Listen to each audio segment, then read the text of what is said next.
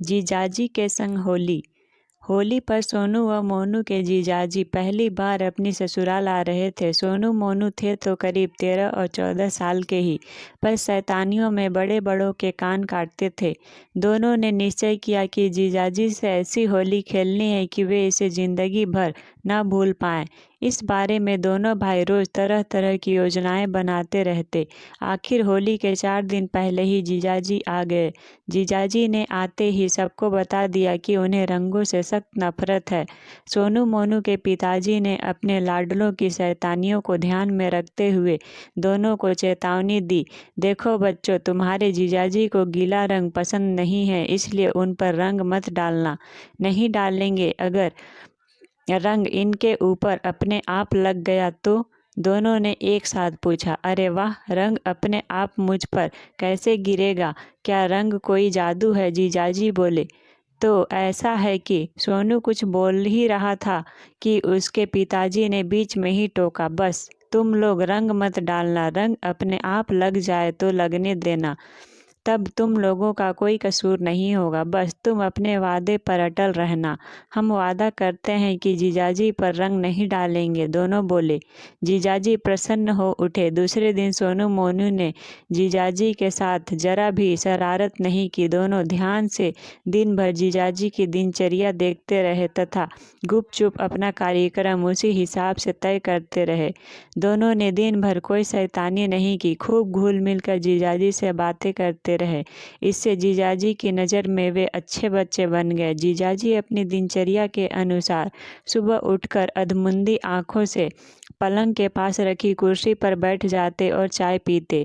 उसके बाद घर के पीछे वाले छोटे बगीचे में थोड़ी देर टहलते, फिर नहाते। तीसरे दिन जीजाजी पलंग से उठकर ज्यों ही कुर्सी पर बैठे तो चौंक कर इस तरह उछले जैसे सांप पर बैठ गए हों। वहाँ कुर्सी पर रंगीन पानी से भरे रबड़ के कई गुब्बारे रखे हुए थे। जीजाजी के बैठने से कई गुब्बारे फूट गए और जीजाजी नीचे से एकदम रंगीन हो गए। इस कुर्सी पर गुब्बारे किसने रख दिए? पूछते हुए जीजाजी स्नान घर की तरफ भागे। यह देख मोनू चीखा, जीजाजी आपने हमारे गुब्बारे क्यों फोड़ दिए? उधर सोनू ने स्नान घर वाले नल को पीछे से बंद कर दिया था और एक जग चाशनी का भर कर वहाँ रख दिया था। जीजाजी ने उस चाशनी को ही पानी समझकर उससे अपने शरीर के निचले हिस्से पर लगा रंग धोया और अकड़ते हुए निकले तथा बगीचे में टहलने चले गए। चाशनी के कारण मधुमक्खियां आकर जीजाजी के पीछे भिन भिनाने लगी। खुशबूदार मीठे रस की गंध पाकर गली की एक कुतिया भी जीजाजी के पीछे लग गई। अब आगे आगे जीजाजी तथा पीछे पीछे मधुमक्खियां और कुतिया चक्कर लगाने लगी। जीजाजी की हालत देखते ही बनती थी। सोनू तो मौके की ताक में था ही। वह जीजाजी से बोला, जीजाजी आप फौरन घर के अंदर भाग जाइए। जीजाजी घर के अंदर जाने वाले दरवाजे की तरफ लपके, पर वह तो बंद था। सोनू बोला, यह दरवाज़ा बड़ी कठिनाई से खुलता है, मैं तो इसे खोल ही नहीं पाता, आप जरा जोर लगाकर खोल लें।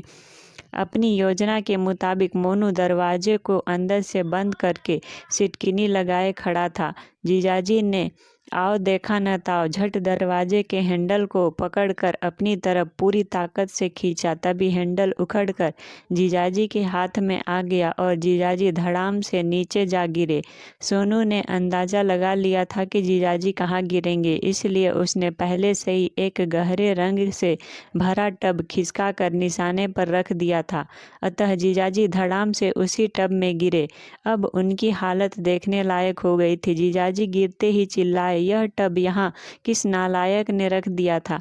मोनू झट से दरवाज़ा खोलकर बाहर आया और जीजाजी की हालत पर हंसते हुए बोला, जीजाजी यह टब मैंने अपने दोस्तों के लिए भरा था, आपने तो इसका सत्यानाश ही कर दिया। हंगामा सुनकर मोनू के माता पिता बहन सभी दौड़े आए। जीजाजी की हालत देखकर सारे खिलखिलाकर हंसने लगे। जरा देर बाद सोनू के पिताजी ने गंभीर होते हुए दोनों को डांटा, नालायकों, अभी होली में 2 दिन बाकी है, तुम लोग ये सारी शरारतें बंद करो और चुपचाप अपने कमरे में जाकर पढ़ो। खबरदार अगर दिन भर बाहर निकले। सोनू मोनू मुंह लटकाए अपने कमरे में चले गए और जीजाजी नहाने धोने चले गए। अगले दिन तक सोनू मोनू एकदम शांत रहकर आदर्श बच्चों की तरह अपने कमरे से बाहर नहीं निकले तथा वहीं पढ़ते रहे। दोपहर बाद जीजाजी ने सोचा अकेले बोर हो रहा हूँ, थोड़ी देर सोनू मोनू के कमरे में ही जाकर गपशप कर लूँ। सोनू मोनू के पढ़ाई के कमरे में एक मेज तथा 2 कुर्सियां थी जिन पर बैठे दोनों भाई पढ़ रहे थे। वहां केवल एक खाट और थी। जीजाजी गुनगुनाते हुए उनके कमरे में गए। सोनू मोनू अब तो खूब जमकर पढ़ाई कर रहे हो, कहते हुए वे मस्ती से उस खाट पर बैठे तो धड़ाम से फिर रंग से भरे टब में जा गिरे। सोनू मोनू ने यहाँ भी शैतानी की योजना बना ली थी। खाट को बीच में से काट कर चादर बिछा रखी थी तथा नीचे निशाने पर वही रंग से भरा टब रख दिया था। अरे नालायकों, तुम बाज नहीं आओगे अपनी शरारतों से, कहते हुए जीजाजी स्नान घर की तरफ भागे और दरवाजे पर फिसल कर बुरी तरह गिरे। सोनू ने एक गिलास में केले का गुदा तैयार कर रखा था। ज्यों ही जीजाजी टब में गिरे वह फौरन स्नान घर के बाहर फर्श पर थोड़ी दूरी पर उसे फैला आया तथा स्नान घर से करीब 6 फुट की दूरी पर एक स्टूल रख दिया जिस पर एक थाल गुलाल से भरा था। स्नान घर की तरफ भागते हुए जीजाजी को होश कहाँ था। ज्यों ही वे फिसले तो गिरते गिरते उनका हाथ अपने बचाव के लिए स्टूल के पाए की तरफ गया जिसे बदहवासी में उन्होंने पकड़ लिया। इससे स्टूल पर रखी गुलाल से भरी थाली उनके मुंह पर आ गिरी। जीजाजी लाल मुंह वाले बंदर बन गए। वे फिर गुस्से से चिल्लाए। सोनू के पिताजी दौड़े आए। जीजाजी की हालत देखकर उनकी भी हंसी नहीं रुक रही थी। सोनू मोनू ने सफाई दी, हमने जीजाजी पर रंग नहीं डाला है, आप खुद इनसे पूछ लो। आखिर सोनू के पिताजी ने उन्हें उठाया और स्नान घर में पहुंचाया।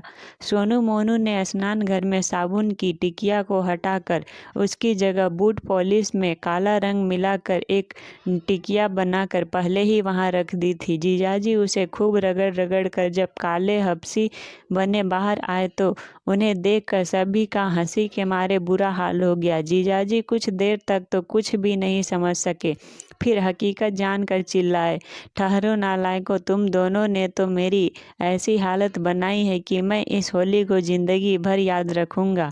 हम यही तो चाहते थे, दोनों एक साथ बोले। पर जीजाजी, हमने अपने वादे के मुताबिक अभी तक आप पर रंग नहीं डाला है, क्या आप हमारे साथ होली खेलेंगे? अब भी कोई कसर बाकी है क्या? ठहरो, मैं खेलता हूँ तुम दोनों को असली होली, कहते हुए जीजाजी डंडा लेकर दोनों के पीछे दौड़े। आखिर होली का दिन भी आ गया। उस दिन सोनू मोनू ने कुछ मित्र भी होली खेलने आए। जीजाजी घर के पीछे बने बगीचे में टहल रहे थे। उन्हें देखते ही सोनू मोनू और उनकी मित्र मंडली उनके पीछे फिल्मी गाना गाते हुए भागे। जीजाजी उन्हें देखकर सिर पर पांव रखकर भागे और उन्होंने कमरे के दरवाजे को जोर से धक्का दिया।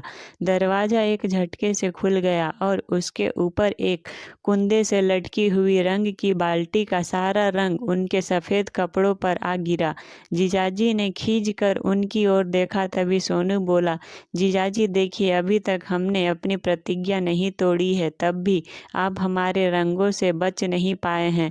फिर क्यों न जमकर रंगों से होली खेल ली जाए। जीजाजी भी अब होली के रंगों में पूरी तरह रंग चुके थे और यह जान चुके थे कि इन शैतानों से जितना दूर भागा जाए उतनी मुसीबत और आएगी। अतः हथियार डाल दिए और फिर जमकर होली खेली।